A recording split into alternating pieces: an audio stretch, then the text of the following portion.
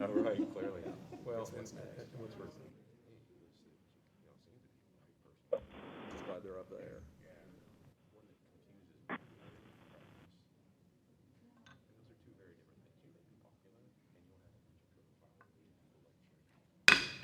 Let us call the meeting to order. Start with the Pledge of Allegiance. I pledge allegiance to the flag of the United States of America and to the republic for which it stands, one nation, under God, indivisible, with liberty and justice for all. Invocation, Rabbi Douglas Alpert.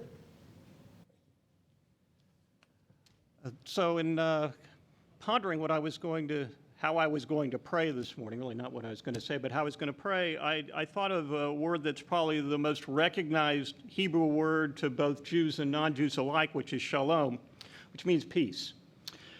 But it also comes from a root which means wholeness or completeness.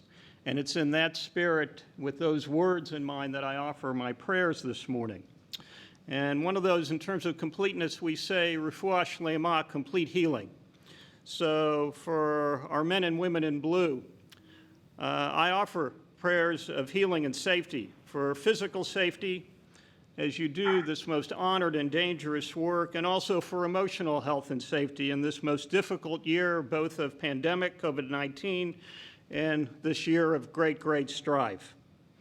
And I offer those same prayers to our community.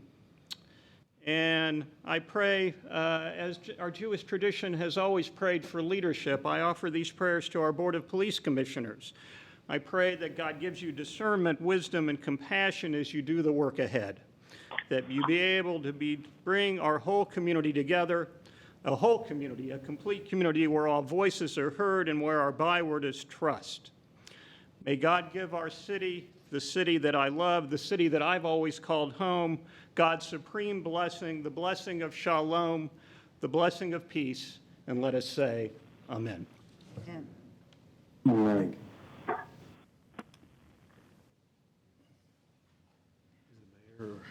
Amen. Public Safety Committee, Finance Committee, Councilwoman Heather Hall.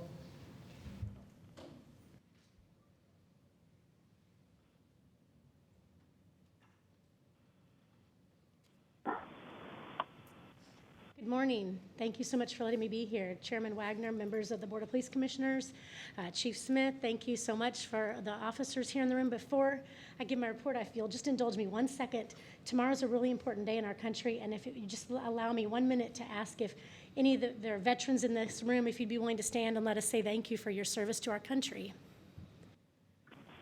All right, thank you.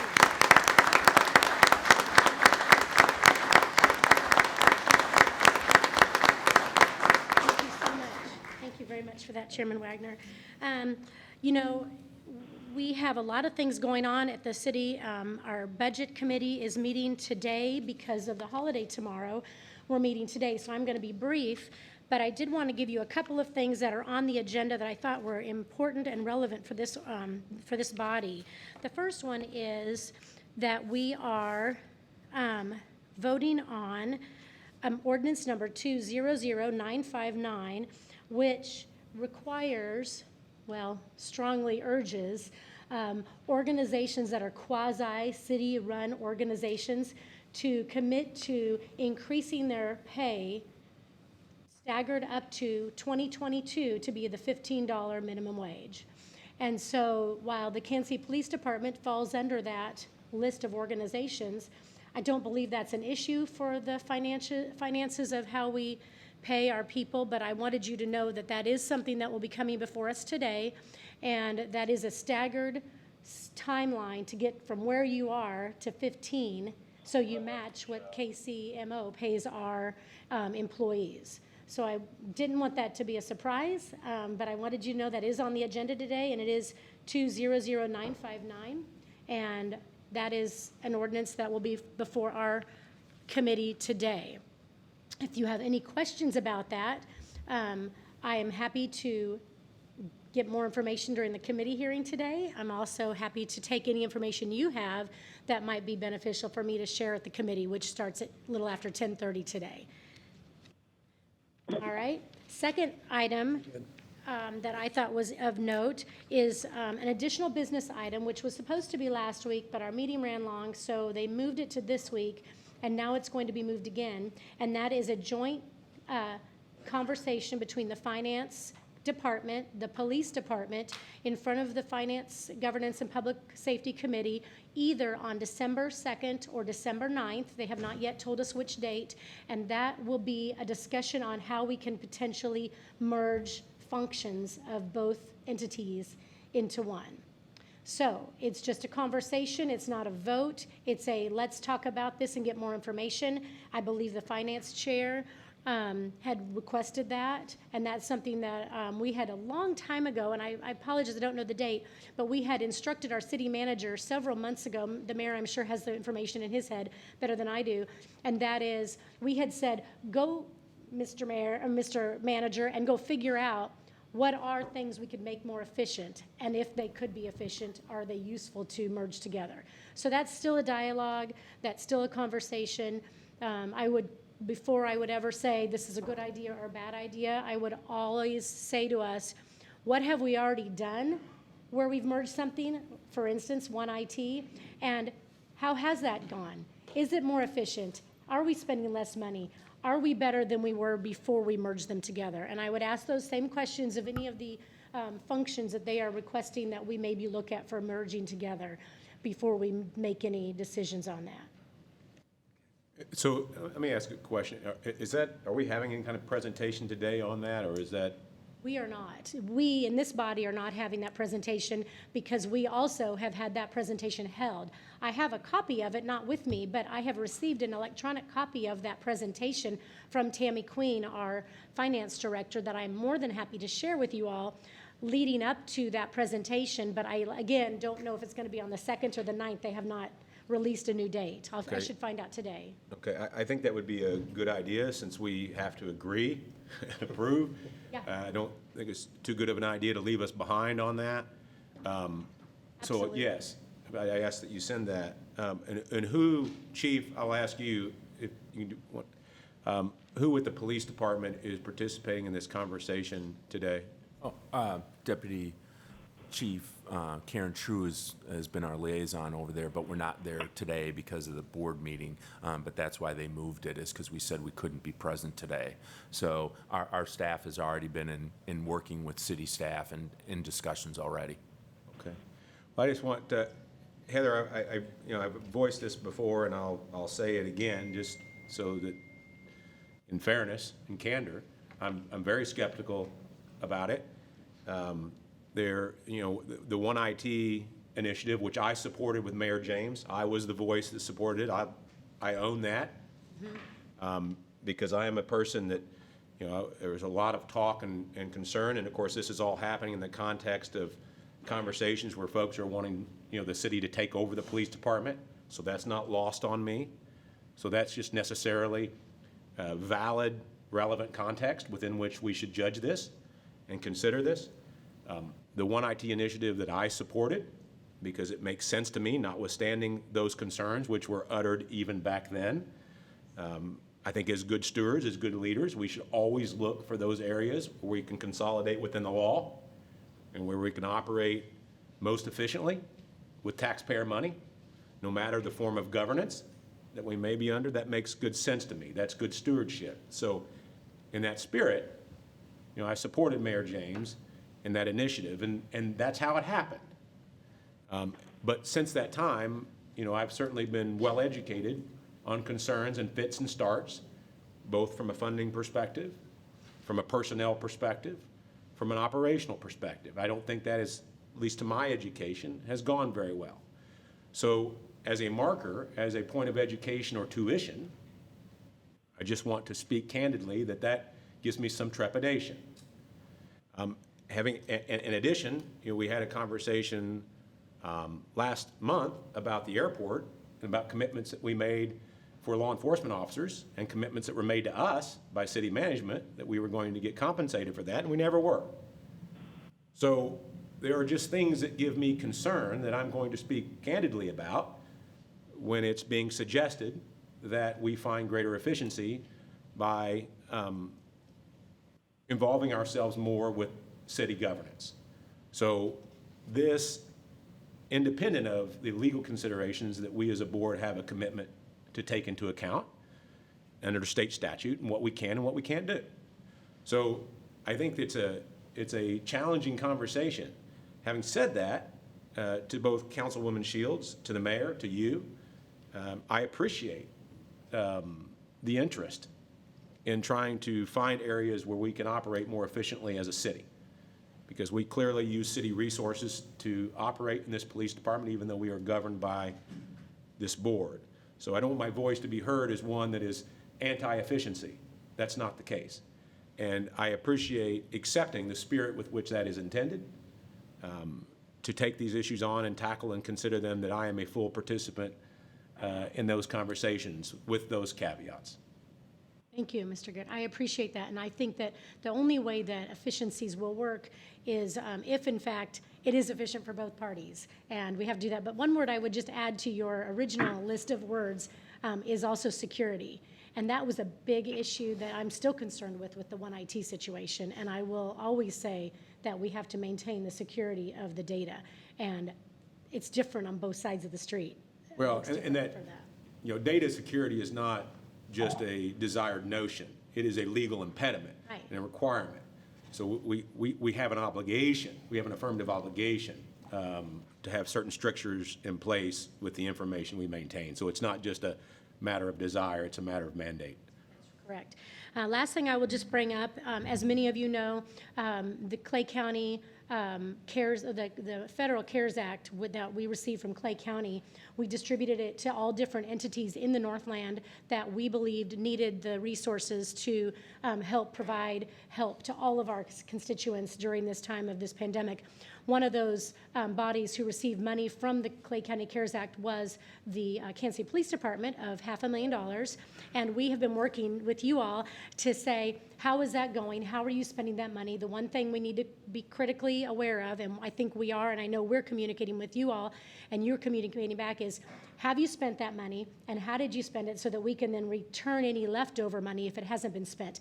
And I just want you all to know that the police department liaison who's responsible for helping us manage that has been impeccable in giving us all the data, showing us how the money's being spent, and we are on track to do what we said we would do, and we're really grateful that the Clay County Government Commission did give us the funds to help us do that, so that the Shoal Creek Patrol Station and the Academy and places like that were able to use some of those funds for the constituents. So I just wanted you to know we are managing it. I do realize December 31st is upon us, which is the deadline to get all those dollars spent, and we are working really great with the staff here at the police department to make sure that's all accounted for and spelled out exactly to the T for the federal guidelines. So I want you to feel good about that. If there's nothing else, thank you very much for your time today. Okay, thank you for your report.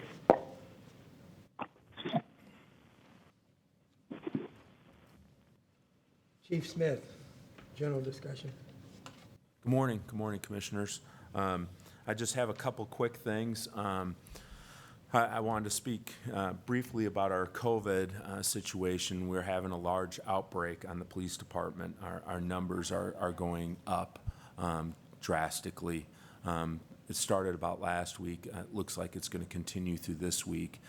It's a situation we're monitoring closely, obviously daily, but I do want the board to know that we're concerned. We're concerned for our employees and what's going on. So I just wanted the board to know that, you know, we may have to make changes as we go with staffing and other things as we go through this. So far, we've managed everything without having to move a bunch of people around, but we're hoping it stays that way, to tell you the truth. We're a little bit concerned. Anyway, on the next topic is I wanted to give the 4-month of Operation Legend overview. Our aggravated assaults are still down 26% compared to where they were before the operation. Our homicides are down 28% compared to where they were before the operation, and our non-fatal bullet to skins are down 11%. So we're still seeing some of good results off of that. Obviously, our numbers are dropping from where they were. That's probably has to do with the amount of resources that we can invest in the investigations in some of these crimes. But we're still seeing a positive impact from that operation, and I just wanted to let you all know.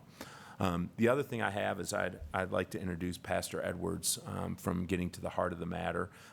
He has a couple things that he wanted to talk about that has been going on with Getting to the Heart of the Matter in the police department. Thank you for allowing me to stand. Simply, I'll begin with this. What does it take to make Kansas City a safe city in every zip code? Born out of that thought, Getting to the Heart of the Matter was established. It was an initiative that's been fully embraced by the chief and the Kansas City Police Department, and has accomplished much in less than 6 months. I'll say again, much in less than 6 months. Our most recent notable achievement was called Hate Won't Win.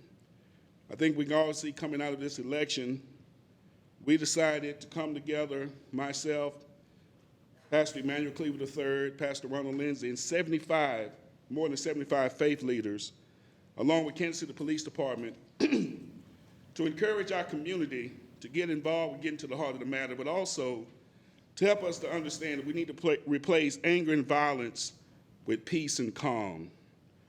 It is true, when everyone is angry, no progress can be made. And we were happy to see the media outlets, the live streams went viral, many faith leaders spoke, and I must say that after the event, no gatherings had violent activity.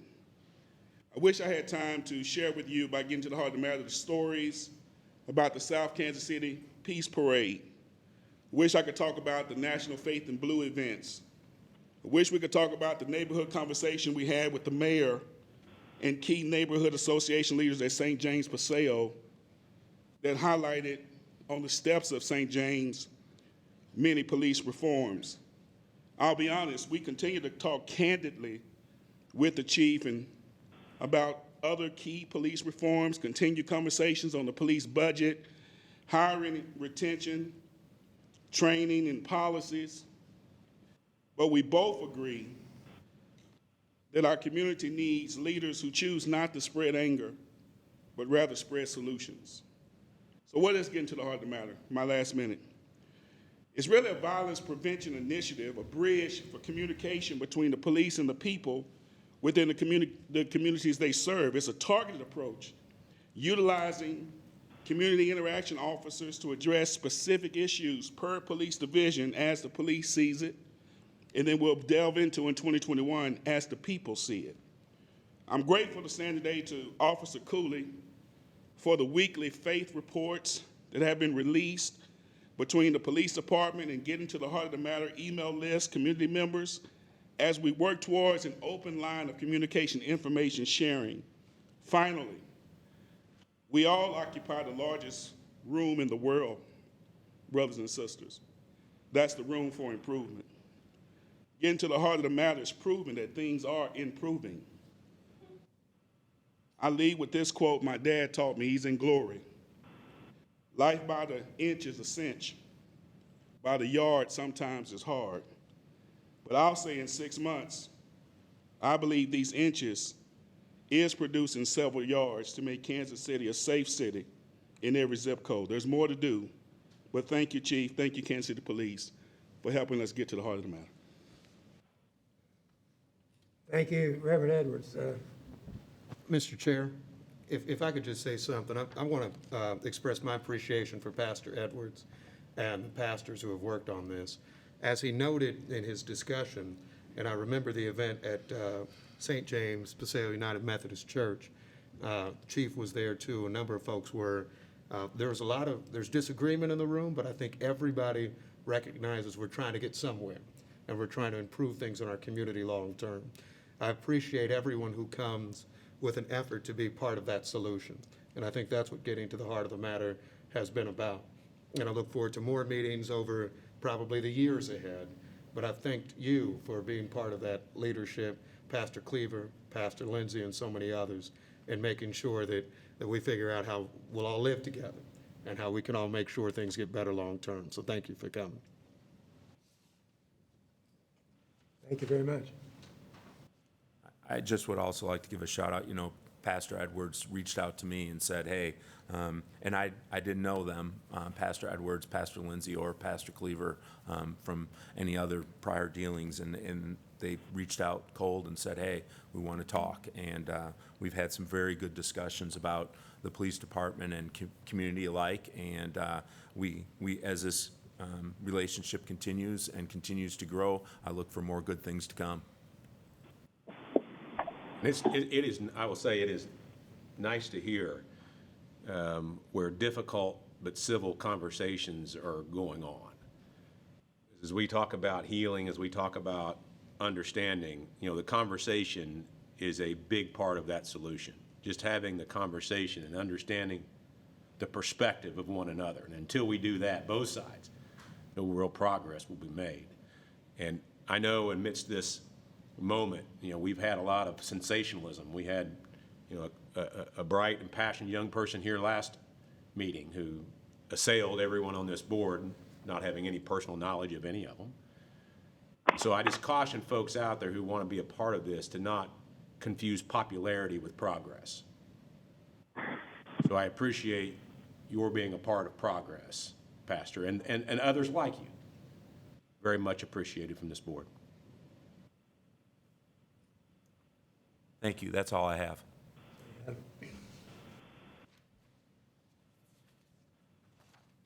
So it's time for public comments.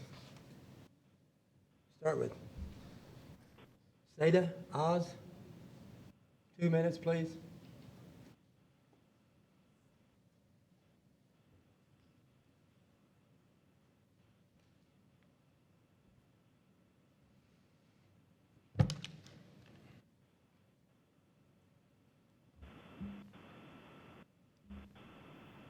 Good morning, Chief Smith, and good morning, Board of Police Commissioner. Thank you for having me. My name is Sidet. I am a proud citizen of this nation and this city. I came here as a refugee from Africa, from a horrible civil war from West Africa, Liberia. We had nothing, but I'm blessed to have a father in the home. My dad made sure that I worked hard to be successful. And I did just that. Rest in peace, Dad. I watched last week's meeting, and it upset me. The disrespect and name-calling reminds me about the same name they called me when I first came. They called me monkey and other derogatory names. Now, that's how they feel better about themselves. I know that you are not those names that you were called. You are a man who cared deeply about this city. When the most disrespectful girl spoke about mediocrity, I laughed.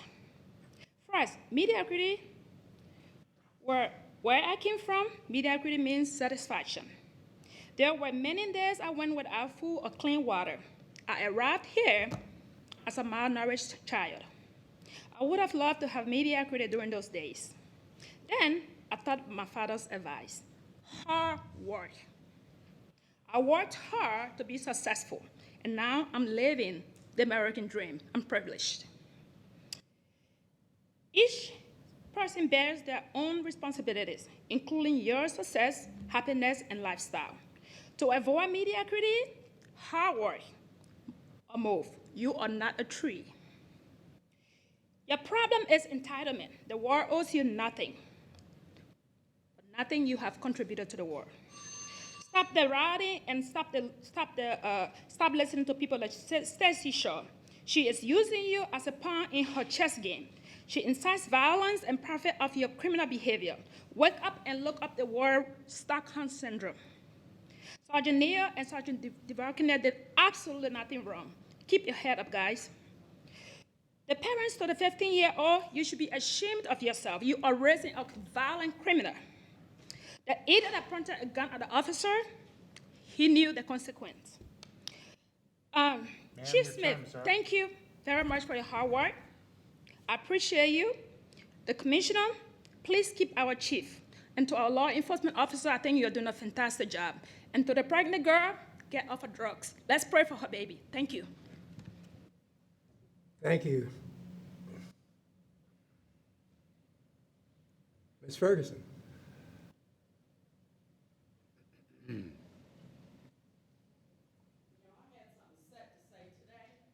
I'm still going to say it, but I also need to address the fact that you need to spend time teaching your officers how to treat people. And I'm ashamed that I even had to have an incident here this morning.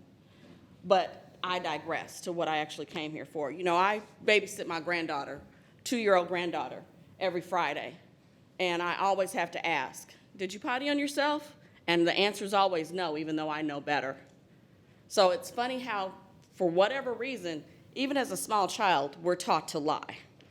But when reporting on a situation that could result in there being discipline towards an officer, the 48 hours that officers are afforded to collaborate on stories and decide what they will put in their written statements, as well as the 24 extra hours available to them when they need counsel, is completely unacceptable. What is truly unthinkable, however, is the fact that the officer who could potentially be the subject of discipline for his or her actions is able to see their entire case file, including witness statements, what their fellow officers said happened, the crime scene photos, any audio, video evidence, a survey of what evidence was found, and the personal information and address and phone numbers of witnesses. This opens the city up to litigation from violation of the 14th Amendment rights to equal and due process, potentially causing thousands of cases to be overturned, and allows officers who are potentially under investigation for their actions to construct plausible narrative of what happened. It also puts the civilian witnesses in jeopardy and discourages fellow officers of saying anything against bad apple officers, since they know the officers will be able to see the statements and review the case file under review. For context of how this obstructs the process of justice, would we ever allow someone who just assaulted or killed another citizen to take 3 business days to think about what their story that they are going to tell, talk to everyone else at the scene, and when they review all of the crime scene photos, evidence, and witness statements before being asked to write down an account of what happened in their actions? And also this applies to the OCC and Internal Affairs, sustained and escalated citizen complaints pertaining to improper conduct, improper procedure, excessive unjustified use of force, and improper search and seizures. And if those incidents and questions are sustained, they can lead to possible disciplinary action, which then opens them up to having the potential discipline parties and their union representation and attorneys be able to see the entire case file and whoever submitted its contact information and home address. I have more, but I know my time is up, so I'm going to keep my comments short. I still have something else to add. Last year, your department paid out $6.3 million from violations such as these. So you are losing the taxpayers' money while you're crying about having a shortfall of money where you actually made a barrier. So your ordinance that you have on the chains is something that you created just by putting the chains up. It was never a violation until you put the chains up. Yes, we read the law too. Additionally, Chief Smith, your officers have an outbreak of COVID because they never wear masks, ever. Even today in this room, I had to remind them to put one on.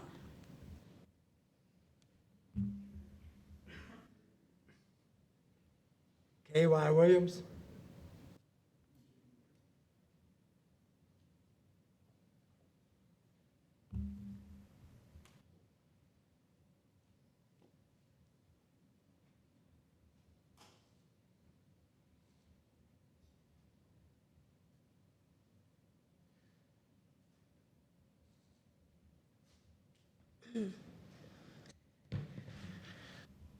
It's Kai, by the way. I'm with Phonics. Seeing as how KCPD officers seem to have a hard time following law and procedure, perhaps we need a refresher. Rick Smith joined KCPD in 1988. You'd think that someone who began the fourth year 10 years before I was born would know and follow the rules set for such a job. Not only does Richard Smith allow his officers to violate the mask mandate, as Ms. Ferguson just stated, but he puts in place he continues to act in reckless regard for the public. This is a direct violation of Missouri Statute 84.490, Section 2. He employs officers like Sergeant Matthew Neal, who was indicted on felony assault of a minor for knocking a 15-year-old's teeth in November of 2019. As a mandated reporter, Smith is obligated to report any instance of child abuse within 48 hours of being made aware. Jean Peters Baker released an official statement expressing that the Jackson County Prosecutorial Department was not notified about this incident until late spring of this year. By not reporting this incident and holding the officer accountable within that time frame, Smith is additionally in violation of Statute 84.490, Section 4. And then we have Officer Dylan Pfeiffer assisted Neal in this incident. The same Dylan Pfeiffer who murdered the innocent unarmed Terrence Bridges in May of 2019. And then we've got Officer William Thompson, who this department failed to hold accountable for the murder of Ryan Stokes in July of 2013. Instead, they retaliated against Daniel Scrub for his honesty in reporting that Ryan was unarmed. For the fourth incident of reckless regard, Blaine Newton killed Donnie Sanders in March of this year, who was yet again unarmed. Newton remains on the force due to their obvious failure to investigate because, again, in August, the same officer recklessly threw a 9-month pregnant woman on her belly and put her knee to her back. She's not on drugs. Thank you very much. Newton has beaten Troy Robertson numerous times, and somehow in this department, 1/3 of complaints are investigated and only 3% are sustained. This is the same department that allowed one of its officers to compromise the 10-year-long cold case of Kara Kopetsy by sleeping with the witness. Jean Peters Baker is even disgusted by this demonic culture of bias and brutality. We keep hearing talk of police reform that in no way focuses on actual prevention of these incidents. You can't eat lunch with kids and then later go arrest them at the mall, especially when nothing is being done about the fact that only 22% of college students readiness benchmarks. Somehow FOP leader Brad Lemon thinks violating the law in reckless regard is acceptable behavior for officers who are supposed to protect the public. Ma'am, your time is up. Police officers cannot be above the law. Police chiefs cannot be above the law. Every day that Rick Smith holds his position in this city is another day that every single person on this board is choosing to ignore his offenses and remain complacent in your responsibility to the people of the city. Next time, don't write up BS ordinances. You might as well just put your knee on my back yourself. Thank you.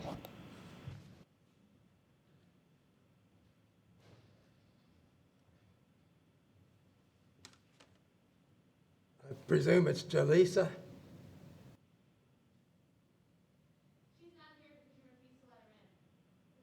Gloria?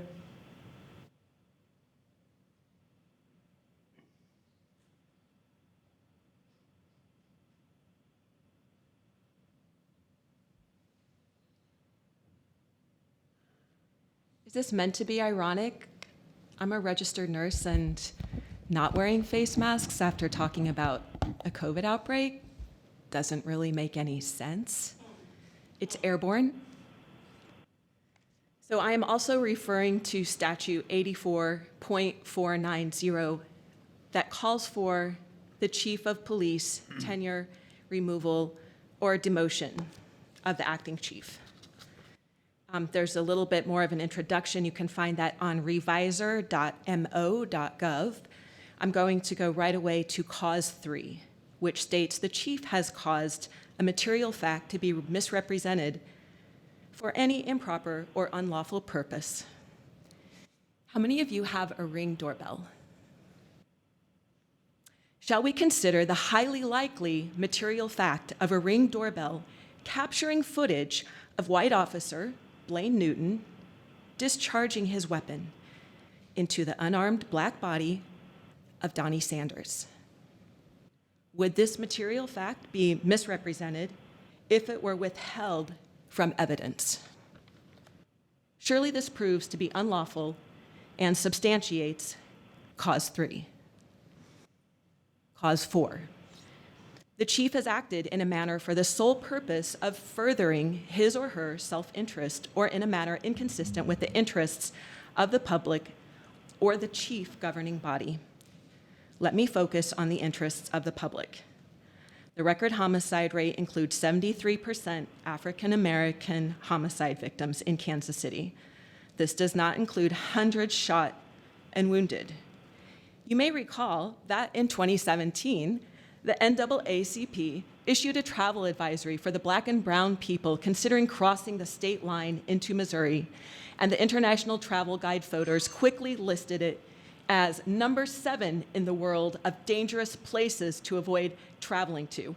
I'll just wrap up really quick. The lack of community representation on the force persists in this bizarre time warp going back to, 1964. 4 out of 36 homicide investigators are Black, and 3 out of 24 officers on the assault squad are Black. I wonder how many are women. Clearly, this substantiates cause 4 as a manner inconsistent with the interests of the public. Change is seldom easy, but change is vital in the interest of Black, brown, the original indigenous occupants of this land, Latinx, LGBTQ, Asian, and anyone else who feels marginalized in the Kansas City metro area. Thank you.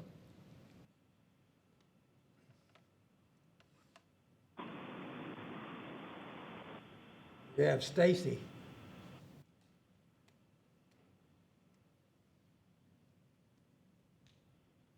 Emily Bulizer?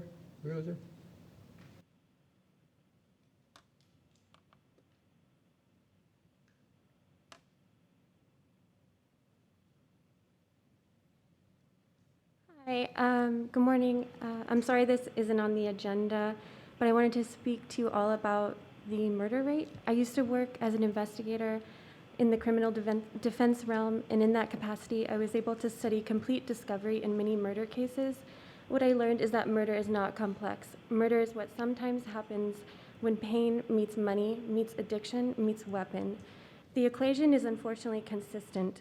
Most of us here know this, but we must map it out for all to see how simple the solution can be. Smarter community-wide funding for mental health, financial, and addiction services. Our efforts can't simply be statistically driven or even victim-centered. We must develop complete narratives. A psychosocial historical analysis of past murders needs to be conducted, an audit per se.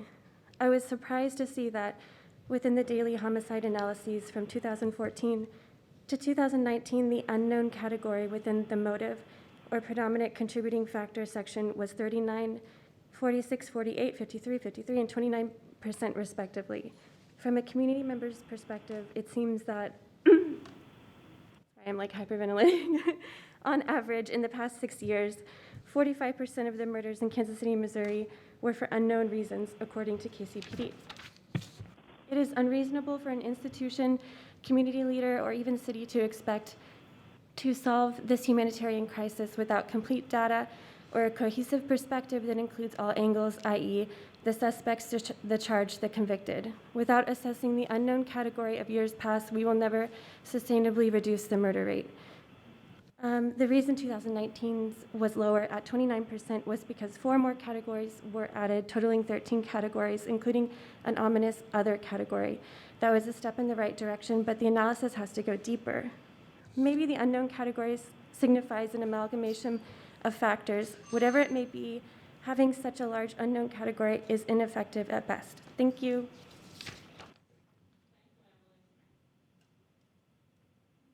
Jesse?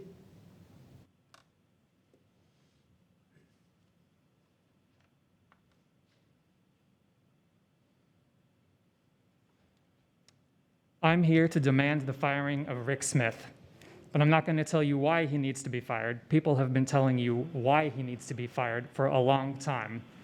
You don't seem to care. Instead, I'm going to tell you what will happen if you don't fire him. For the past several months, I've had the privilege of protesting against police brutality and racism with some amazing people. They are an incredibly smart and dedicated group, and we aren't going to just go away. We will be a thorn in your side as long as that man remains chief. Those of you who hold elected office, we will tell your constituents and donors exactly where your priorities lie. The rest of you may not hold elected office, but the court of public opinion does still matter. And we will continue showing up at these meetings. You can't ignore us forever. Fire Rick Smith.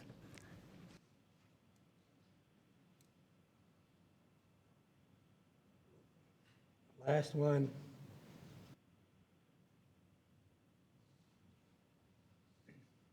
Indigenous Z, I guess it is.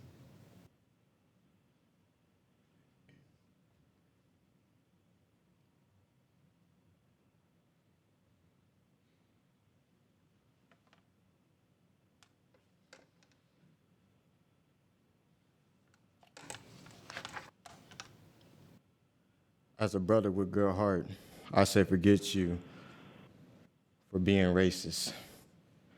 For y'all white people staying quiet and being disobedient with charges, for being famous and trying to watch us complaining. Y'all kill our brothers, get released without complaining. As we try to speak up and try to speak to y'all, y'all tell us to go to anger management. We as the people should be love and respect, not to be killed with no regrets. How can, Mr. Mayor, how can we be home of the free and home of the brave, but you have police officers mistreating us as slaves? You tell us to stand for our city. No, I stand for my Black America, our culture that created America with our heart and mind, not because we stand for y'all.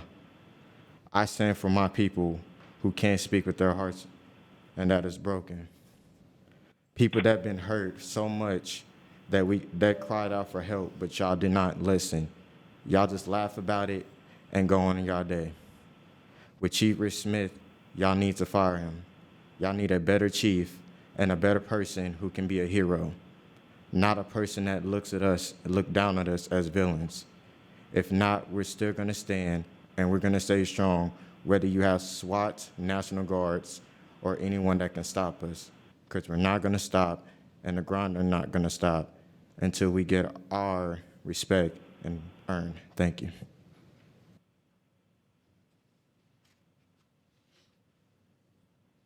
That's it for the public comments.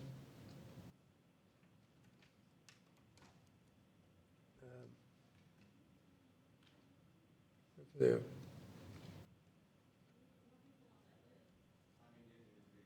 Pardon me? Oh. Somebody didn't sign up. The Revolutionary Black Panther Party is pursuing charges against law enforcement in Kansas City, Missouri for actions violating human rights of the people of Kansas City and Black people in particular. These acts include murder, abuse, and misuse of munitions on peaceful protesters in the plaza area, as evidenced by your tactical disregard for children being present without regards to individuals with chronic respiratory illnesses, or regard for individuals with developmental disabilities when using crowd control ordinances. This makes what you did lethal and unacceptable. Actions also include, but is not limited to, the murders of Ryan Stokes, Cameron Lamb, Donnie Sanders, and Terrence Bridgers, who were all killed by city employees. Our attention was also brought to the brutalization of Breonna Hill and Deja Stallings, and the 14-year-old young man who had his teeth knocked out by one of your 18-year veterans. The Revolutionary Black Panther Party will be conducting a lawful people court session against law enforcement in the city and state in December 19, 2020, followed by an armed march against injustices that have taken place. We will put the city on notice of said dates and activities. To continue, the Black Panther Party recognizes the longstanding history of systemic racism and the employment of your brinksmanship or plantation-style policing in the Black communities. To Mayor Lucas, the Black constituents in the cities has elected his third Black mayor, and the neighborhoods that have voted for all three still look the same. You show the public a crime map showing our neighborhoods, but neglected to show the public the wealth gap that has existed since Brown versus Board of Education. You mock us when you tell us change cannot happen overnight, when your lost Black soul knows that it has been 158 years of overnights since the Emancipation Proclamation and 39 years since we elected Mayor Emanuel Cleaver. You also mock us by pushing Office of Community Complaints on us when we know less than 5% of those cases are investigated. And moreover, we know that you allow Northland residents to chair police reform initiatives when they don't know a goddamn thing about being policed. We are dealing with bad apples. We're dealing with a bad apple tree and a bad orchard right here in Kansas City. The people have demands that have not been met since this time and before, and history tells us that unrest happens when the needs of the people are not met. We demand the termination of Chief Rick Smith going forward. We will police our own communities and the police. We will invest funds into developing our communities into equitable, self-sustaining, safe zones. We will also invest in educating our people in civics, laws and ordinances, self-defense, political awareness, Black economics, and also relaunching our own food programs. We are giving notice that all arrest or detainment of all Black people should be probable and lawful. There will be zero tolerance for instances of officers' conduct leading to the death and or brutality of unarmed Black persons. In other words, you will police us just like you police those white neighborhoods. There is nothing wrong with your training. You know exactly what you're doing. We are not extremists. We are not a hate group or have any desires to be violent. However, We will use any amount of force necessary to defend our lives using lawful actions against all threats, period. Black people, I greet you with revolutionary love, and to you and the public I say, all power to the people.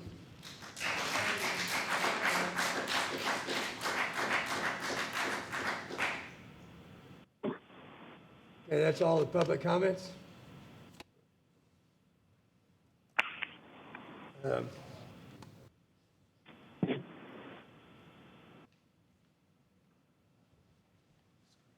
Okay. Approval of minutes. Next. Pardon me? What's next? Approval of minutes. I move that we approve the minutes of October 27th, 2020. Second. Moved by Commissioner Dean, second by Commissioner Garrett. All in favor, say aye. Aye. Okay. Deputy Chief True. Morning, Commissioners and Mayor. My first item is item A. It's under tab B in your book. On August 13th, 2020, the City Council passed ordinance number 200-572, reducing the general fund appropriation from the Police Department's budget by $5,446,191.50. This was a 2.25 reduction in appropriations. I recommend the Board of Police Commissioners accept the reduction in the Police Department's general fund account. So moved. Second. Moved by Commissioner Garrett, second by Mayor Lucas. All in favor, say aye. Aye. Aye. Thank you. Item B are budget transfers for fiscal year '21. The general fund transfer moves funds to cover the 2.25% reduction from the city. The public safety sales transfer moves funds to purchase vehicles. The police drug enforcement fund transfers funds for the purchase of police equipment and vehicles. The Clay County COVID-19 transfer moves funds to purchase personal protective equipment and vehicles. The police grants fund transfer will adjust grant appropriations to where they are needed now compared to when the budget was estimated last year. I recommend approval for these budget transfers. I move approval. Second. Moved by Commissioner Dean, second by Mayor Lucas. All in favor, say aye. Aye. Aye. Mark's online. We should say that Bishop Tolbert is at the Oh, meeting. Bishop Tolbert is, He's on. Yes, I voted aye. okay, perfect, thank you. I've always thought that about you, Bishop Tolbert, but hearing you up in the sky, it just confirms it.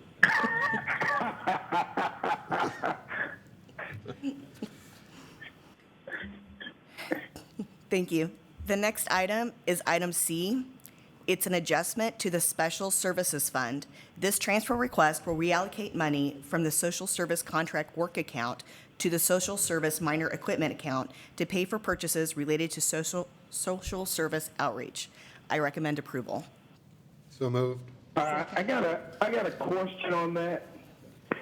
So it says minor equipment. $100,000 sounds like a lot of money for minor equipment. Are there any examples of what that minor equipment might be? That is a catch-all account that we use. The work contract account, that is more for salaries, and this is for any sort of durable goods, anything that they would need to purchase that you can actually put your hands on. Okay. So it's a lot of various items. Correct.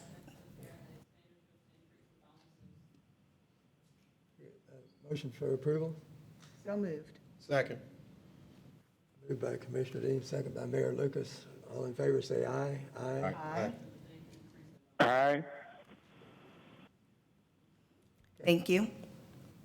Item D is requesting an adjustment to the Special Services account.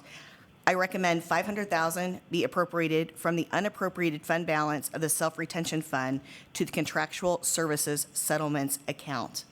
I recommend approval. So moved. Second. Moved by Commissioner Dean, second by Commissioner Garrett. All in favor, say aye.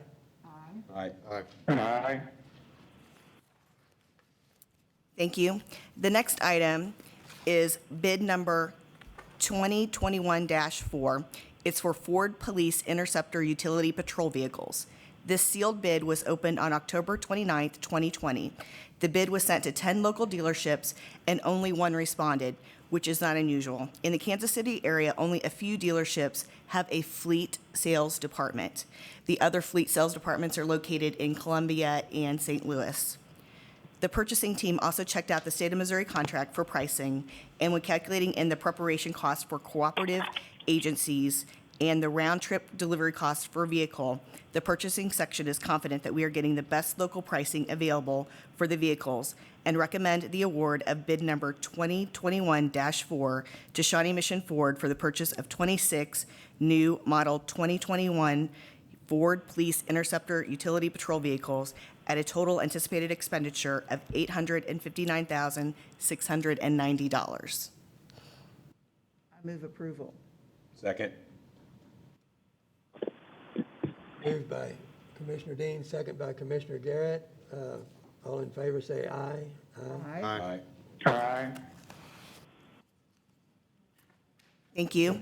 The next item is bid. Let me pause you just for a second. And, on this fleet issue, just as a matter of empirical observation, we've got some cars in pretty rough shape that I've noticed when I drive by. I just, I pay attention to those things. And what is the state generally, if there can be some commentary on our fleet? I mean, I'm just, again, by observation, and I know it's an enormous cost, and I'm not bringing a solution. I'm just wanting to understand the problem and whether one exists. But just empirically, by observation, it seems like we're running on a lot of borrowed time on our vehicles just from an outward perspective. Can someone speak to where we are fleet-wise? In the budget, we always request money from the public safety sales tax, and we have gotten, that amount has been reduced by the city. They're not fully funding our fleet vehicle replacement. Okay, that doesn't really answer my question, though. So we can get you a document that shows how many are over 100,000. That's what we What'd you say, Chief? We can get you a document that shows how many vehicles are over 100,000. But I will tell you, I was at South Patrol Saturday night, and the patrol wagon out there has 335,000 miles on it. So I will tell you that we run our cars all the way until they're basically scrapped. They're not sold, they're scrapped. And just to follow up on that, the Crown Victoria was last produced in what, 2011? Or was it even? Yeah, something like that. And so to the extent we have those vehicles on the roads, which we still see rather frequently, those would really be quite aged in the fleet, correct? Correct. Yeah, like I said, I see rusted out cars, and I'm a car guy. So rusted out cars take a lot of time and a lot of abuse to get there. So it was just a concern I note in light of this budget request with respect to the pursuit vehicles of where we stood more broadly. It was a question, so I appreciate that. And I would like to have that, Chief, just so I have a better understanding of the state of affairs in that regard. You bet. Yeah, I think one of our oldest cars in patrol, 2007.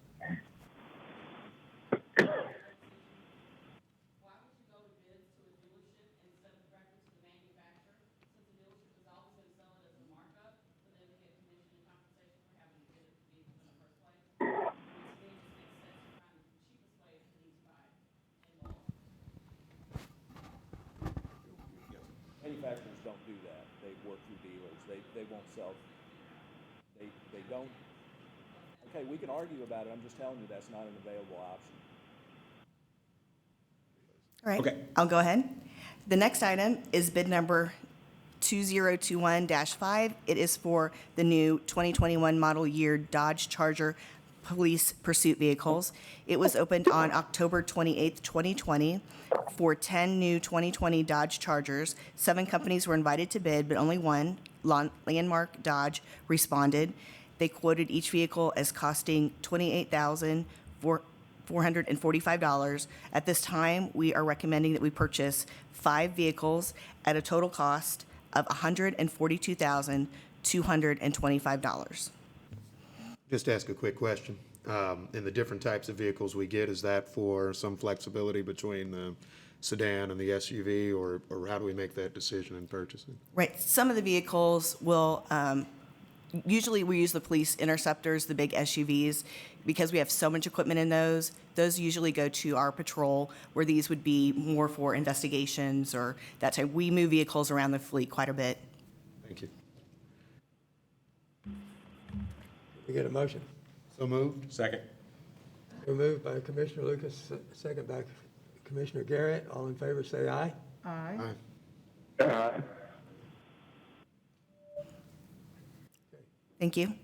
The next item is RFP 2021-1. It is for multifunctional devices and software management system.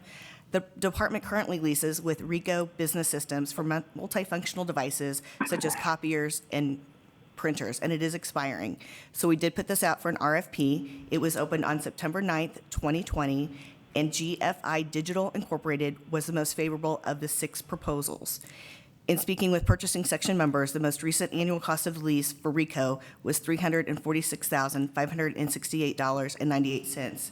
With this RFP, we are getting a price of $187,711.44 for a 5-year contract. And we have 133 devices that are currently under this contract. And we recommend that RFP 2021-1 be issued to GFI Digital for a 1-year agreement with 4 additional options to renew. Let me ask before where is this tab? I don't see this one in my tab, and it very well may be my having overlooked it. It should be the next to last item before C, before you get to tab C. As in B, E? BG. All I have is, E is the last one I have. Should have one more after that. I don't have it.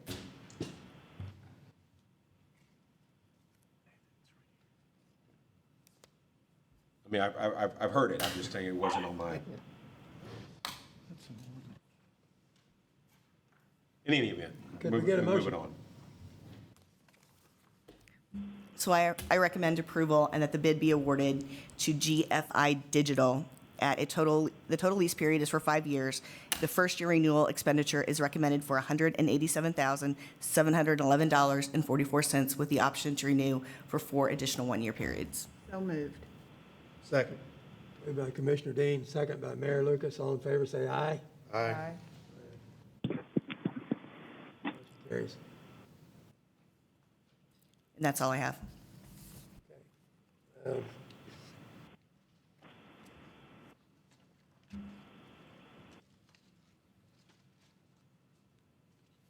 Deputy Chief Duell. Good morning, Commissioners, Mr. Mayor. My Academy class summary is under tab C. Training for this class is proceeding as scheduled, and they are set to graduate on February 18th of 2021. And just by way of reminder, we currently do not have an Academy class for Kansas City set to start. Still waiting for the budget issues to be clarified. However, our HR is still continuing to process applicants in the hopes that we do get the money to be able to move forward with the class. Is my reading correct that in the 170th class, we have 1 officer? One from Kansas City, yes, sir. That's a person who was in a previous class and was injured and recycled. after This he is came back to- essentially a regional class. That's correct.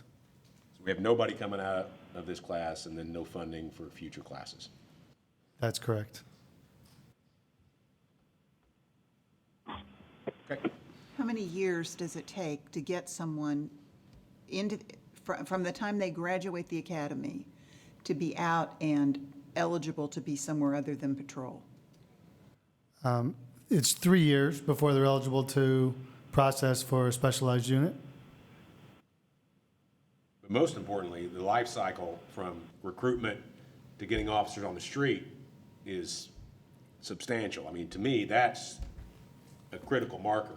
So if we started today to say we've got a crisis, what 18 months, 2 years? About 18 months. That's the number that keeps me up. As it does us. So even though we're recruiting right now, you said HR is still working on that, We're processing applicants, yes. but it'd still be 18 months, If we, once they said go. Yes, ma'am. Currently, we have 42 in the pool that have processed. We had over 50, but we've lost about 10 to other agencies, and we are close on 25 more. So if we do start a class within the next 2 months, we'll have at least 50 candidates. And currently, still in the pool, we're about 50% minority. That includes women, right? Yes, ma'am. Thank you. I do have a breakdown if you want to know. I don't. I've Okay. seen it.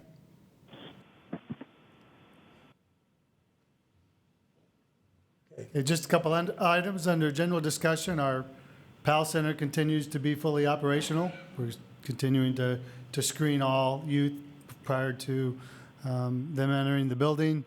We're averaging about 150 youth per week, continuing with our programming of soccer, boxing, and the new karate program. Things seems to be going really well there. Also, our DARE officers are back in some schools that are holding in-person classes, and they now have the structure in place to be able to facilitate remote classes starting in January. So, if there aren't any questions, I would draw your attention to tab L. There's 2 items for the consent agenda.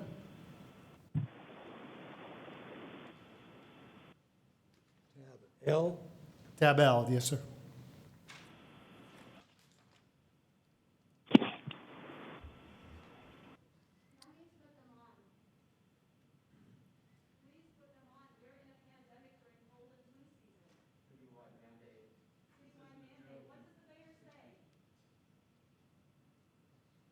you want to talk about tab L? Yes, sir. I believe you guys all have received a summary of the updates. I'll be happy to address any questions that you might have.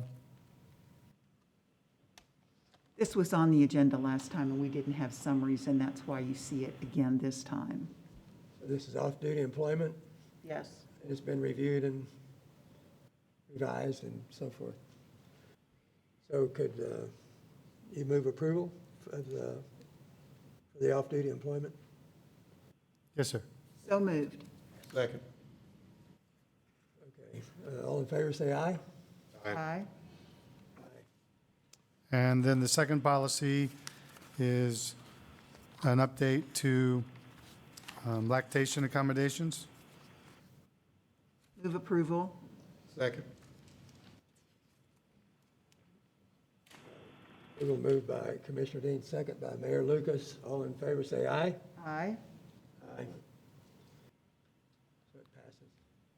Got a third one? Thank you.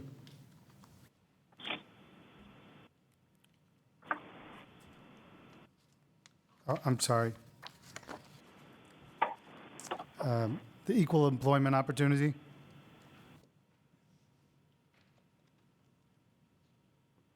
This is a revision as well. We get a motion on that. Move approval. Approval moved by Commissioner Dean, Second. second by Mayor Lucas. All in favor, say aye. Aye.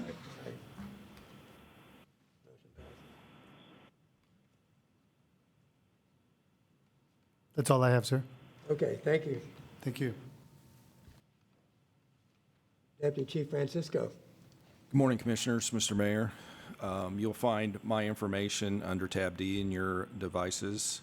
The investigation summary is as follows. To date, there have been 160 homicides in 2020 compared with 129 in 2019. Even though they've slowed down since Operation Legend, that still represents a 24% increase over last year.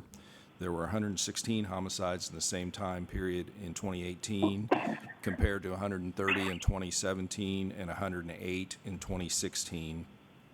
In October of 2020, we had 56 shooting victims compared to 39 in October of 2019. We're running about a 29% increase in non-fatal shootings year-to-date compared to last year. From November 1st to November 9th, we've had an additional 11 bullet-to-skin shootings.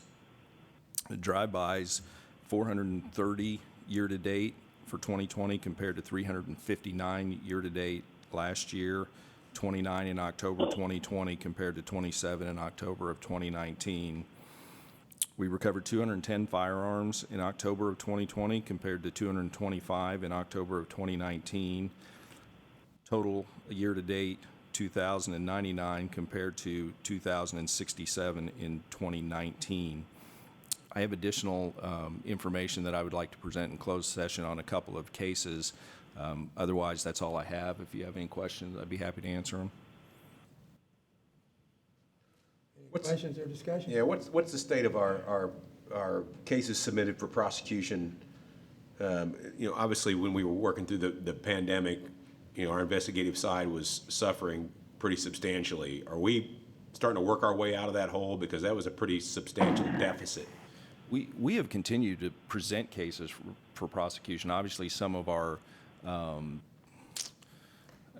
let's call them discretionary activities we slowed down on, but as far as the reported crimes and their investigations and presented with case files, we did not discontinue that process. I think the filing on the prosecution side in really all the counties we deal with might have slowed down because they were doing some remote work and things like that, which slowed their process down. But as far as us presenting cases that we've worked, I don't believe we ever particularly slowed down with that.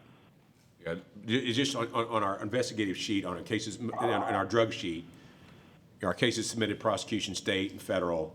Right. In drugs in particularly, are some of those investigations and activities were a little more discretionary, so we did slow down there. And I don't know if that column only represents narcotics-related submissions. Which part are you referring to? Well, it's usually in the top. I'm trying to. My computer is not cooperating with me this morning. It's usually on the front sheet of your investigative summary, where you have the statistics, where we have Part 1 offenses, we have crimes against persons, property, et cetera. I'm sorry, that's in the Patrol Bureau's section. I have the narcotics, mostly the narcotics or SO. I think we're crossing lines here just a little bit. Okay. But, well, in general, let's uncross them and get an answer to it. I think the part you were talking about, I don't have, that's under Carl's, but. Okay, well, that's fine. Carl, we can address it and we get to you. Anything else? Okay, thank you. Thank you. Deputy Chief Wadley. Morning, Commissioners, Mr. Mayor. My information for the Admin Bureau is behind tab E as in Edward. I will start out with the total lab backlog report. It was an excellent month for the lab. They reduced all their backlog except for trace. That's the only one that's still up. We again hit a 10-year low this month by reducing the overall backlog in the lab from 767 down to 708. And if you remember last month, we had 4 categories that we were actually up in our backlog. We've reduced that down to 1, again, due to staffing. If there aren't any questions with regard to the backlog, I'll move on to the department strength report. Okay, at the end of October, our budgeted strength continues to be 1,375 for law enforcement. We lost 11 law enforcement officers in the month of October, so our total strength right now is at 1,311, which creates a deficiency of 64 positions. I think we're going to see that number increase and the separation from budgeted strength to the actual amount of law enforcement officers grow substantially over the next couple months. With being in a hiring freeze, obviously there's no relief in sight. And again, it will take 18 months to get them up to speed and out on the street. There aren't any questions with regard to the budgeted strength. I will move to the last item that I have, and that's the Panasonic body camera retention schedule.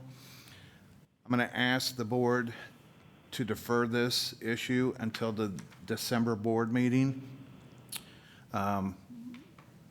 Director Bennigan had raised an issue with the retention period that we had selected for 90 days. Believes that may be an issue for his shop at the Office of Citizens Complaints. And so we are currently conducting research to find out what other departments, what their retention period is. We would like to then look at that, make a decision and a recommendation to the board in December of what we feel is appropriate for the retention period for our cameras. So if I can request approval from the board to defer this matter until the December board meeting, that's my request. So moved. So moved. Second. Moved by Commissioner Tolbert, second by Commissioner Bean. All in favor, say aye. Aye. And that's all I had, sir, unless you had any questions for me.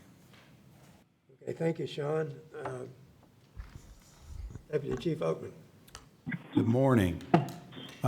First off, we'll have a brief slide presentation on our trunk or treat events throughout the city in the last week of October.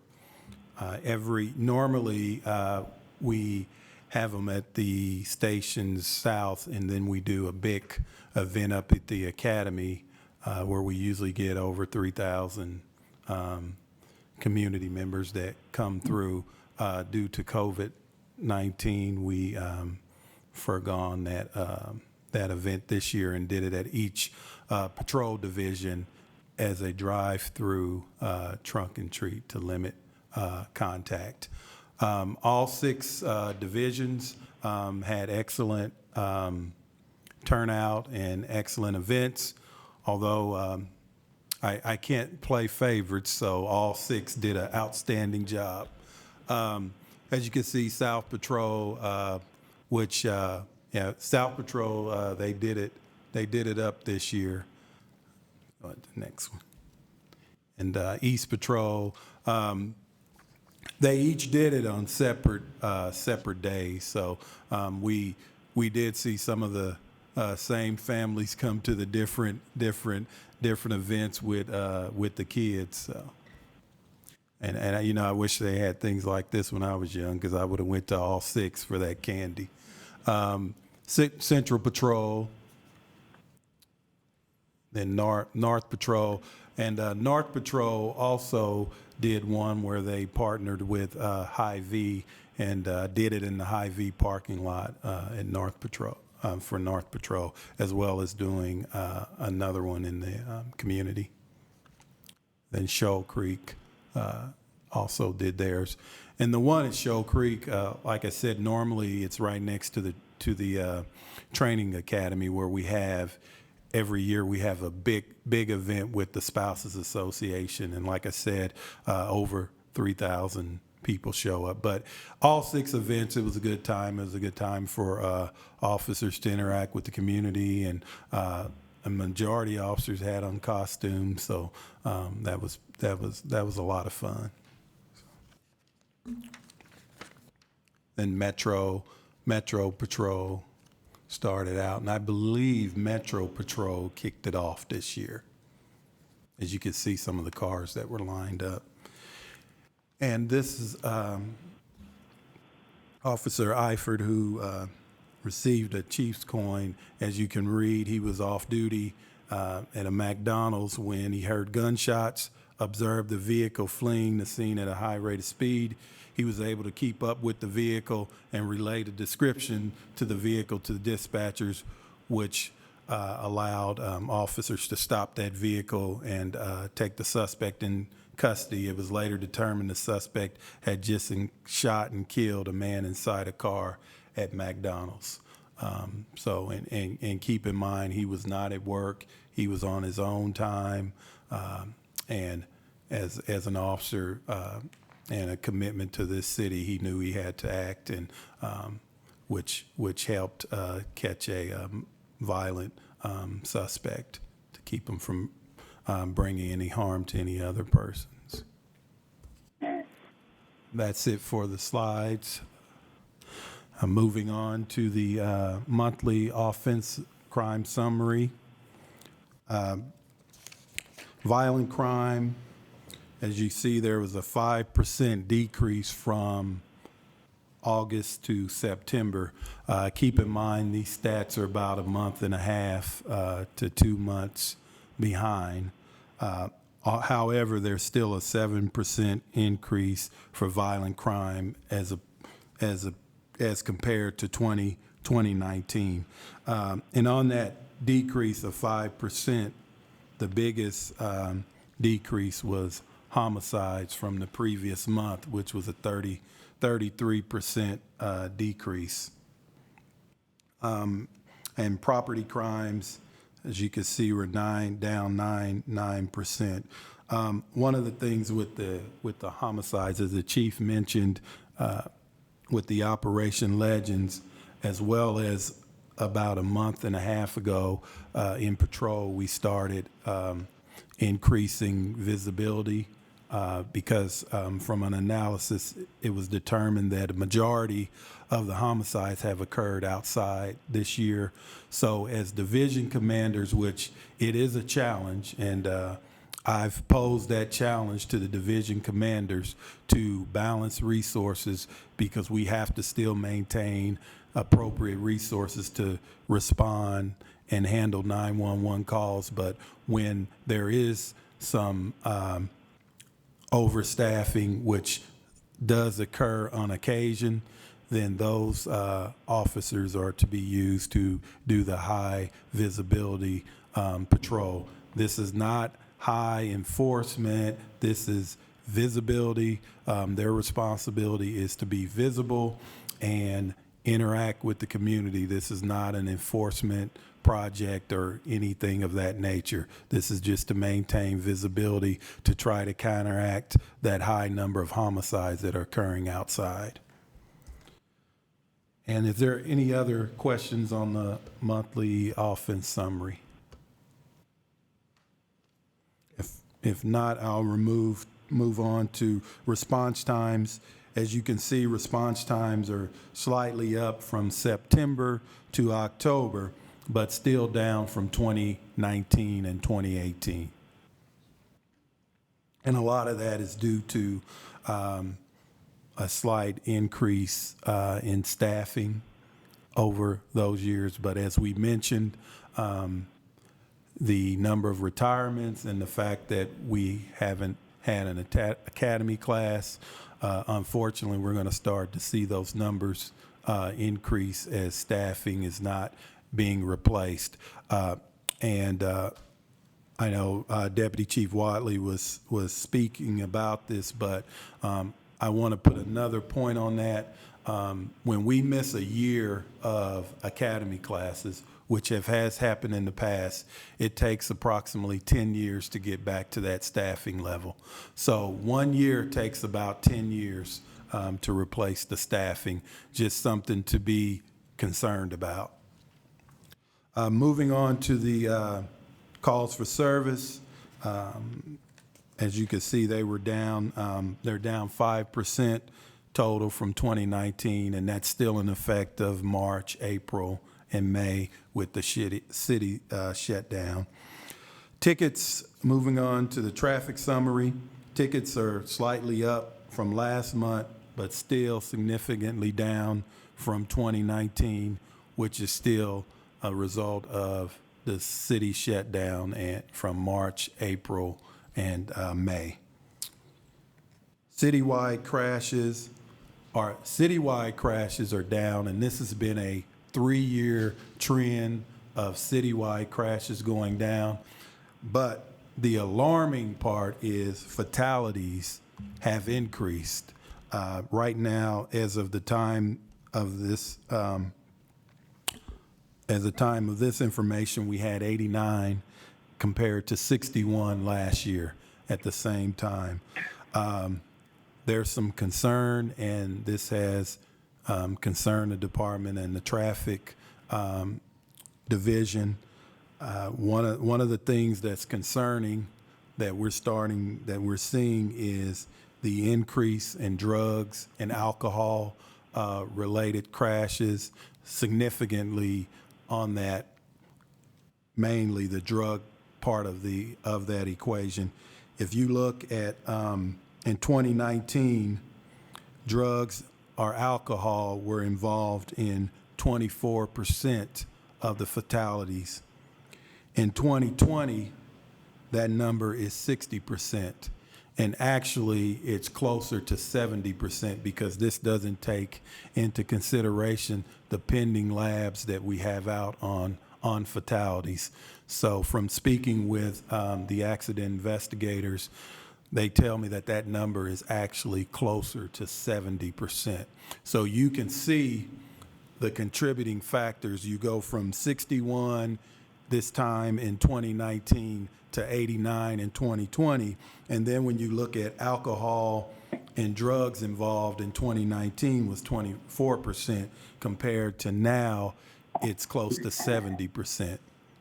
And yeah, I don't want to beat a drum to death, but one of the main issues is the increase that we're seeing of marijuana and PCP use.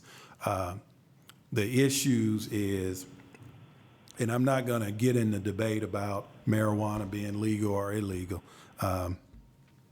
That's my job. That's not my purpose. But what I will tell you is that I think we've done a poor job of when we decided to change the laws regarding marijuana. I think we did a bad job communicating that just because it's legal to use marijuana doesn't mean it's legal to drive under the influence of marijuana. And I think we need to do a better communication campaign to get that across to the public. As Sergeant Carlisle presented last month, there's numerous occasions where they're stopping people for impaired driving who are high on marijuana, and they say, well, what's wrong? It's legal. And they don't understand it's not legal to operate a motor vehicle under the influence of marijuana. So I think we all need to do a better job of educating the public on that. And the traffic division is working on different solutions or ways to address that. I think our troubles are bigger than that. If we've got people, we have to explain that it's unlawful to operate a motor vehicle under the influence of marijuana. But Yes. I take your point. And just another point to that on the fatalities, as you can see that Sundays between midnight and 4 in the morning is the highest occurrence of fatalities, which makes sense, weekend. And I believe, one more other point I want to make on the fatalities. So far this year, 80% have had no seatbelt compared to 53% in 2019. So you can see that there's always been a correlation between being impaired with alcohol or drugs and not using your seatbelt, and the numbers just support that analysis. And that's all I have for the Patrol Bureau, unless you have any questions. Questions? Okay, thank you. Ms. Atterbury.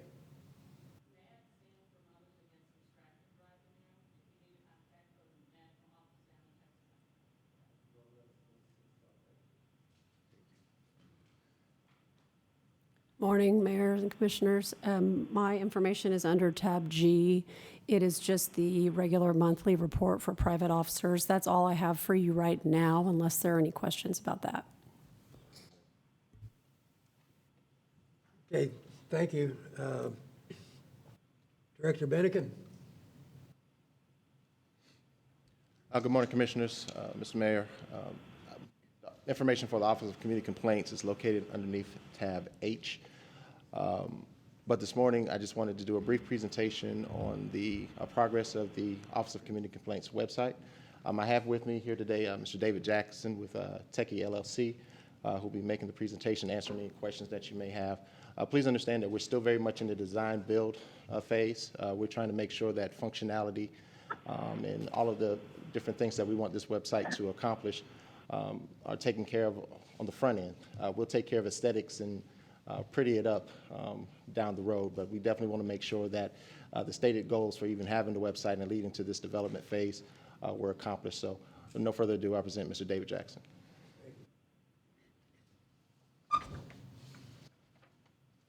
Good morning.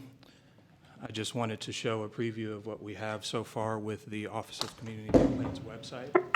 The primary function of this website is going to be to allow the community to submit complaints online, as well as get other important documentation and information regarding the communication between the community and the police department. As you can see, we're very early in the design. We are primarily focusing on the development side, so there's a lot of back-end things that we can't currently see. However, on the online complaint form, we have it all online. It's a bit tough to see on the screen, but as you can see, we can submit a full formal complaint. All of the information is necessary. It's essentially a replication of the paper form, but now it's all digital. We're going to work in the ability to take legal signatures online as well. And all of this is going to be filed into a back-end system that the Office of Community Complaints can easily use to sort through and organize all of the complaints that are submitted. Additionally, there will be login functionality for the community to use to be able to track various things, such as the status of their complaint, be able to communicate directly with the office, and just offer more transparency in where the status of their complaint currently is. And there will also be the ability for the office to upload important documentation in a very easy-to-use back-end system. This is a work in progress. The complaint form does function at this time. There are a lot of back-end pieces that I won't show today. That's going to be something that we'll probably show in a meeting, a future meeting with the Office of Community Complaints. But the organization of complaints that are submitted through this form is very easy, and we hope that it increases the efficiency of the office as a whole. So, I have a question. Oh, sorry, go ahead. I understand that it'll be efficient and that it works well for you. Are you doing something to make sure it's user-friendly to somebody that's not used to using a computer? Absolutely. The complaints form at this time is something that's relatively new that was recently developed. We're going to go through a few testing phases with not just internally but externally with multiple members of the community. We're going to put together a focus group of about 10 people to go through and let us know how easy it is to submit complaints, not just on the website, from their mobile devices as well, so that we can tweak and optimize user-friendliness with the website. Thank you. That's real important to us. We want the community to not only be able to see it, but to use it. Yes. Thank you. And also additionally, late in the design build conversations that we were having with Techie, like I said, there was a project that came out of research and development that would give us the ability to kind of track and monitor events as they happen in real time through survey data that would alert us to critical incidents that maybe we could probably dispatch command staff or office staff to maybe conciliate so that people get a faster result as opposed to waiting for an investigation or something like that to occur. We're still in the midst of those conversations. We've had a number of meetings with Techie and some of the interested parties on the department who are helping us work through that project.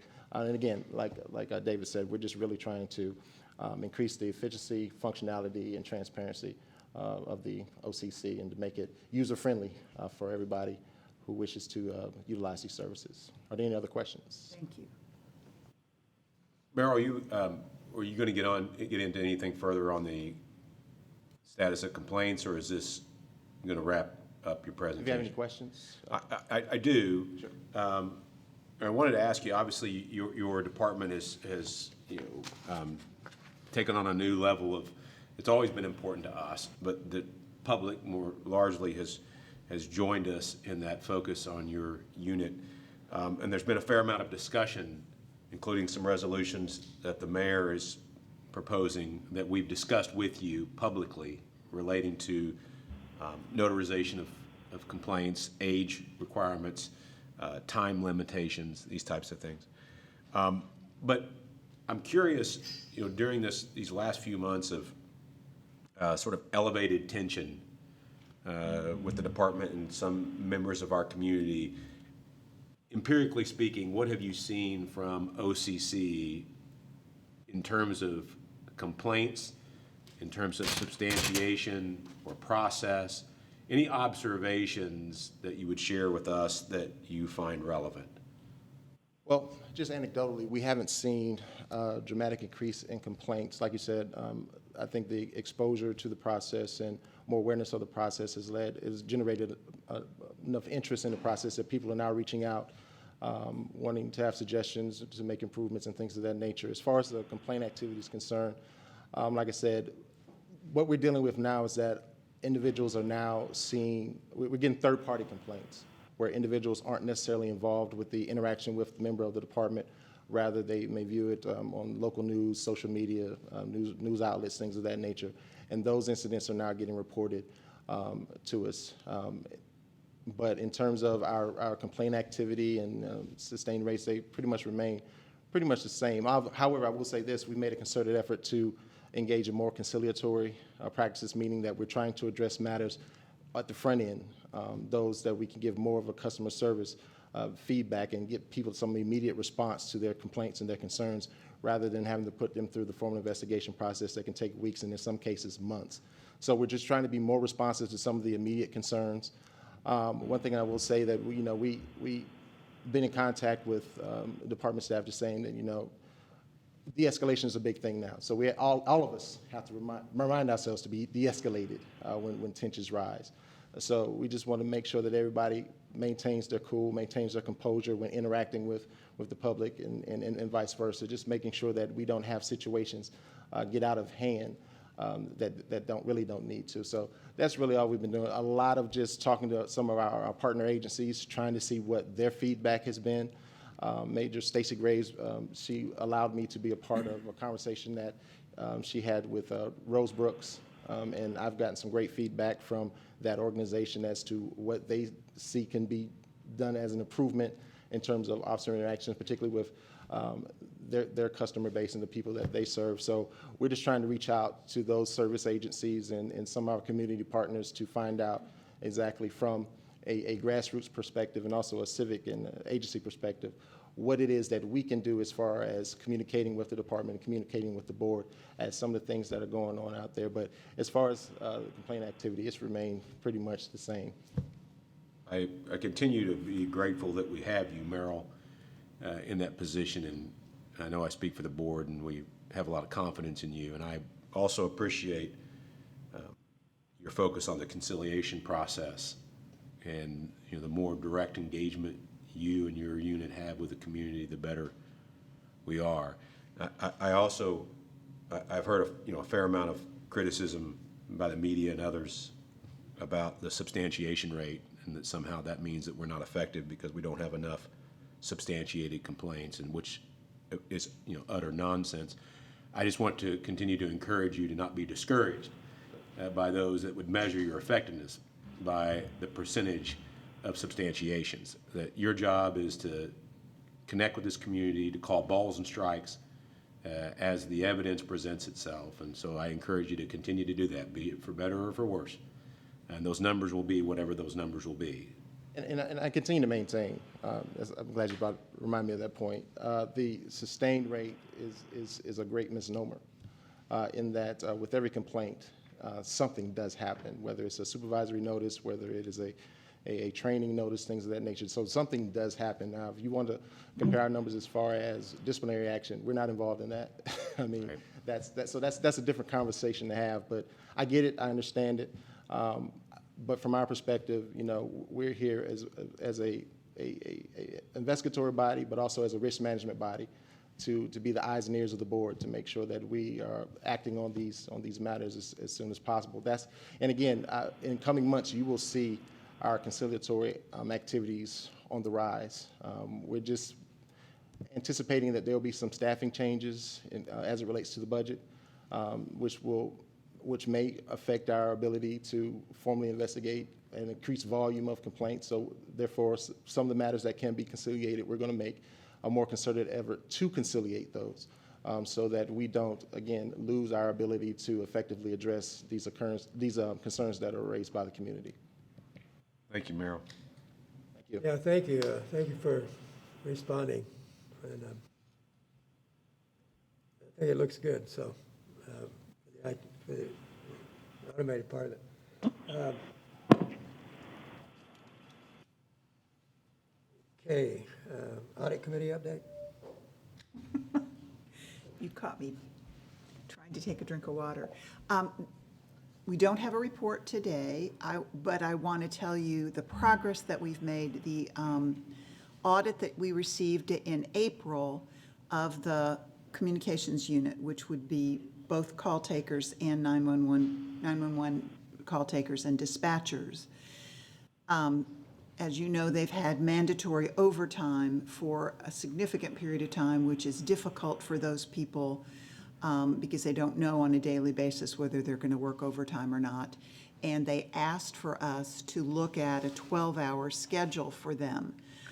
The board directed Colonel True and others to work on that and to see if that was possible. Turned out it was not, because we don't have enough people to implement 2 12-hour shifts. But we did have a proposal for a 10-hour shift that was examined by not only the people, the supervisors, but the people in the unit who believed that it would work. That was circulated to all the people in the unit, and then I met with each of the shifts, actually right after our board meeting last month. The AM and PM and dog watch shifts, I met with everyone that was there. Of course, there were a few people that were gone, but virtually all of them are enthusiastic about the 10-hour shift. We plan to try it starting in January. I also will tell you that if you'd gone with me to sit down with each of those people, because I just went to their consoles and talked to them, they're a fabulous group of people. They are dedicated and they are concerned about our citizens and getting responses as quickly as possible. It worries them that there aren't enough people. And they know that we're doing our very best. And even though there's a hiring freeze, we are allowed to hire more people in communications, to answer 911 calls, to do dispatch. So anyone in this room who knows someone that would be good to do that kind of work, we'd love to have them. But bottom line, we hope to have the 10-hour shift ready to go forward in January. That's all. And there are some other audits that are coming up that are not ready yet, so January. Thank you. Okay, thank you. Mr. Cantor? The lobby contract with Arnold and Associates is up for renewal. This is under tab I. It's a 1-year extension, continuing the same compensation as before. Move approval. Second. I think I may discuss just one thing on that. Not going to oppose approval on this, but during our last budget discussion last year, we noted 86% of our budget goes to salaries and compensation. That would leave 14% administrative. I've heard closer to a 10% number now. That gets us to the high 20s millions of dollars. As we're looking at administrative contracts, I do think it'll be important for us to reevaluate the fees basically we're paying for any number of them, seeing where cost savings may be available.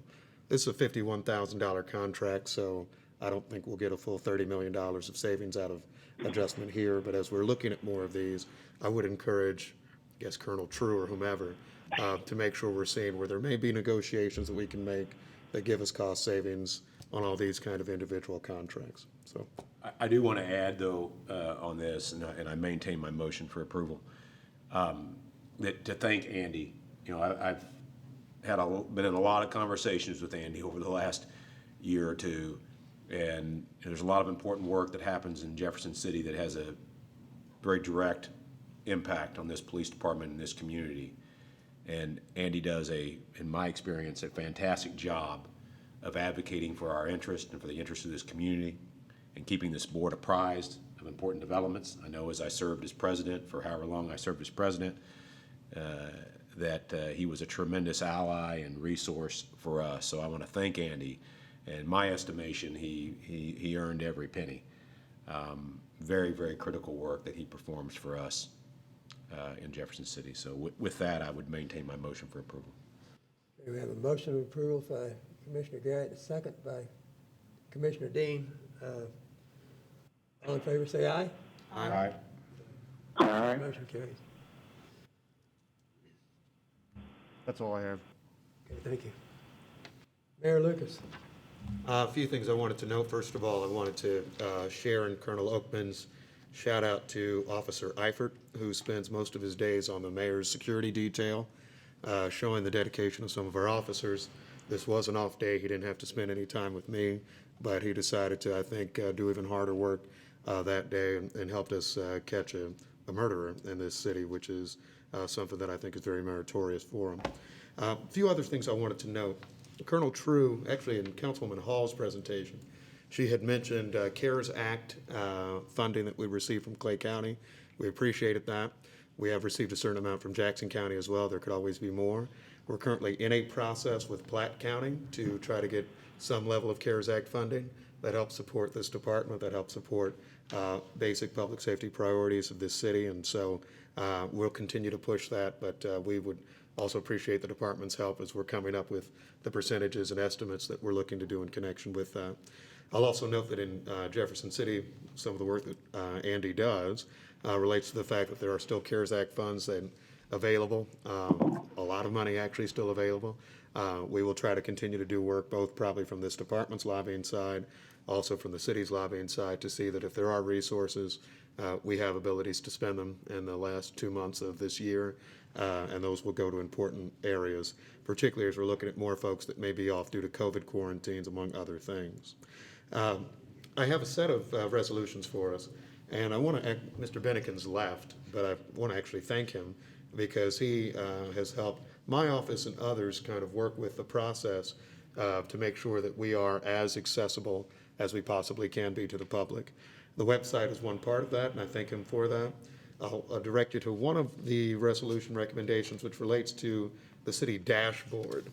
Back in July of 2020, the Kansas City Council unanimously passed a resolution by the name of 200575, which was to allow certain policing statistics and data to the public to be shared in an easily accessible manner on the Data KC website. We regularly produce information there. Our goal is to make sure that we're sharing information in connection with that. The way I understand the process, and Mr. Kenner or someone can correct me if I'm wrong, usually one of these resolutions may start from one of us. It'll go to the executive committee of the department, the research group that gives further recommendations, then it comes back to the Board of Police Commissioners. On all of these, I'm asking for us to at least start that process.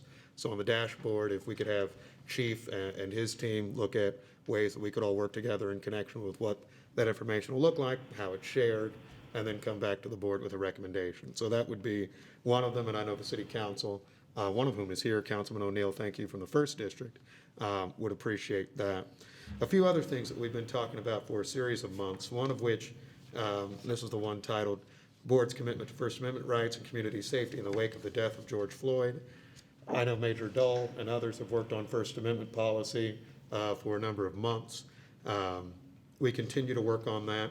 This is actually just, again, looking for some finalized clarity from Executive Committee, research folks, and others to make sure we get some final recommendations on what that looked like. I know, Major, you have done a lot of work on that already, so just to make sure that probably our next board meeting and future discussions we'll be able to kind of see where we are. In case you're wondering, First Amendment activities will relate to use of any types of tools during protests, all those sorts of things that have been discussed for quite a bit. over the last several months, and we wanted to make sure we continued on that discussion.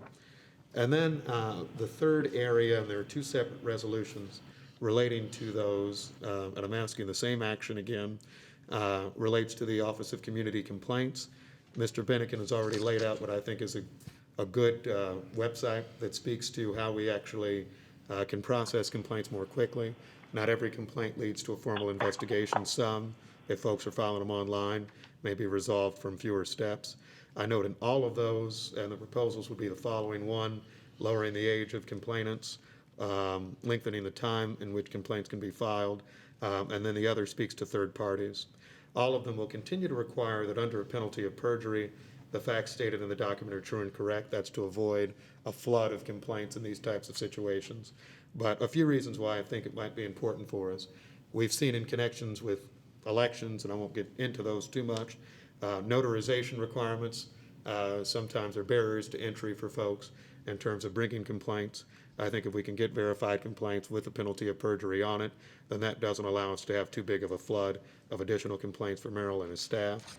I think minors may actually have times where they have valid complaints. Looking at the state law foundation, where at least we have that, state law does not require us to have those over 18. And then on third-party complaints, what I'm describing is actually not purely somebody who's sitting on Facebook and says, I saw this on Facebook or Twitter or the local news, and I want to file a complaint too. My view is this would still have to be someone who, under penalty of perjury, witnessed an incident, was there, may not be the purported victim in said incident, but somebody who can actually speak to the facts or occurrences that arose within the interaction itself. This is not an effort to try to go any way beyond allowing every person walking around to file more complaints or anything of that sort. I would ask then, kind of with submission of these, again referring to the chief and staff and others, to see what may work, what may not, what we might have missed in connection with this. Mr. Bennigan has talked to us, my staff, pretty extensively on some of these, but we wanted to make sure that we were at least starting that process. And I'll just say this, and perhaps even in response to some of the public comment, and I'll just say it fairly clearly. I'm a lawyer. I'm a mayor. I believe in institutions, and the way you change institutions is actually through policies and procedures. And to the extent that there's a problem, the problem is one that we have to look at through our rules, our procedures, and how we can be more fair. I believe in due process. Due process exists for every officer. It exists for every person who's bringing a complaint. And I think that's the only fair way we can do things. I do not particularly, I'm not one who ascribes to, I'm just going to throw somebody under a bus because the public is angry at a given time. And so I know I get complaints in my office just about every day because I do not do that. What I see my role is to see how we can make our policies as fair as possible, as open as possible, and as accessible as possible for the people of Kansas City. And I know it's obnoxious to some, but this is how you do it. You actually have to look at policies, you look at procedures, you look to do what's right, and you look to see how we can be fair in a prospective manner. And that's what I think we'll continue to do, or at least I'll continue to push. So with that, Mr. Chair, I'll just submit these to both our executive committee review, our research committee review. I look forward to more discussion with the department thereafter. Okay, very good. Well, you have those, and we'll take a look at them and have further discussion. Thank you. Let's see. Commissioner Garrett? Nothing further, thank you. Commissioner Dean? Nothing further. Commissioner Tolbert? I think I'm good. What Mayor Lucas was just presenting, these are now going to be submitted for further discussion. Is that correct? Yes, Commissioner, you'll go through the process we do. Your microphone's not on. Thank you. The discussion will then go through the normal processes, I think is what the mayor's talking about, to go through executive committee and to allow everyone to have feedback on it, and then we'll come back to the board with that proposal. Good. All right, then I'm fine, because I do want to have some further discussion on it, but if that's the case, then I'm good. Thank you. I'd like to add, Commissioner, if you have anything for that process, if you want to submit that to us in an email or something, we can take that into consideration as we go through the process. Absolutely, thank you.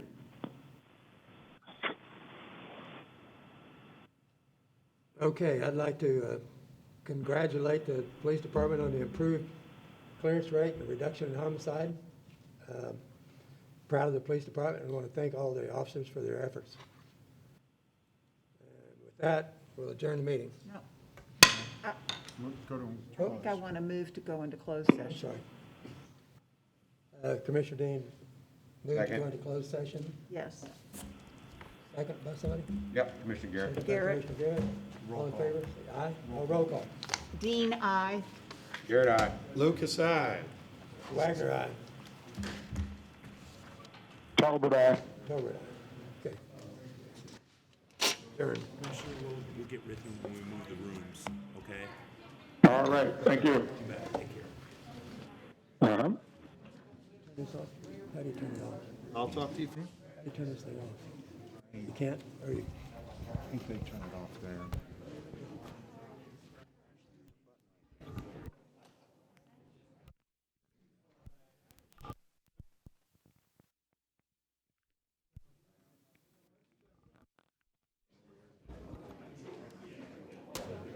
Yeah, with it.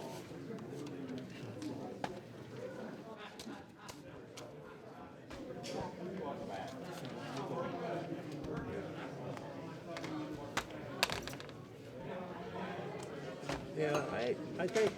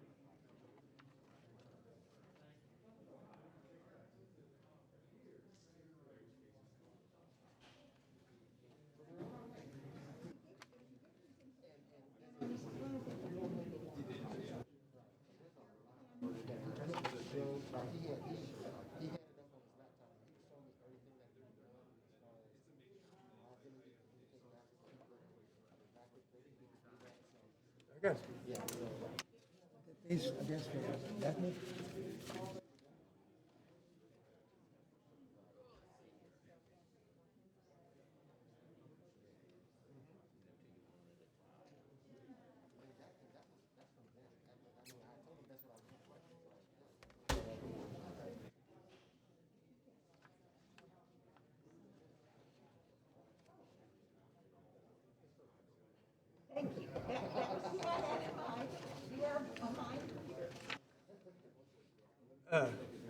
Meryl?